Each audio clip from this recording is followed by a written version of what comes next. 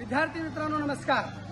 आज तुम्हाला काय स्वच्छतेबद्दल सांगायचं आहे. कारण दरवेळेस शाळेला येताना आपण उठल्यानंतर दात घासा ब्रश करावं आणि आंघोळ करावं, चांगले कपडे लावून युनिफॉर्मवर शाळेच्या ड्रेसवर, सोमवार आणि मंगळवार शाळेचा ड्रेस आणि नंतर बुधवार आणि गुरुवार तुमच्या मनावर आणि शुक्रवार आणि शनिवार शाळेचा ड्रेस.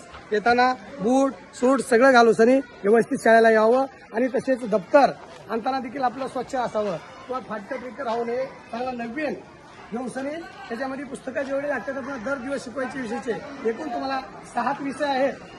मराठी, कन्नड, इंग्रजी आणि गणित, विज्ञान, समाज आणि शारीरिक शिक्षण असे एकूण 6 तुम्हाला विषय आहेत. तुम्हाला त्या 6 विषयाचे पुस्तकं आणि 6 विषयाचे वह्या त्याच्यामध्ये असावं. ते जितके का आपल्याला शिक्षकाने शिकत असतात त्यांचे तुम्ही प्रश्न उत्तर लिहून दर वेळेस पाठ करून सगळे व्यवस्थित दर दिवस शाळेला तेच जावं. व्यवस्थित युनिफॉर्मवर यावं, बोर्ड सूट चांगलं विचारून घ्यावं किंवा या 8 दिवसाला एक बार नकं काढावं आणि दर शनिवारी आपली क्लासमिटी असते आहे.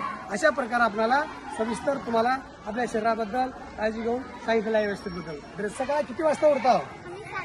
7 वाजता उठतो. 7 वाजता उठल्यानंतर काय काय तयारी करतो आपण शाळेला याची? ब्रश करता, उठल्यानंतर ब्रश करता, आंघोळ करता, नाश्ता करून मग शाळेला 9:15 वाजता येतो. तुमच्या ग्रुपला तर तुम्ही 9:15 वाजता घरातून शाळेला येताना कशा प्रकारे येतो आपण? काय काय लिहून येतो तुम्ही?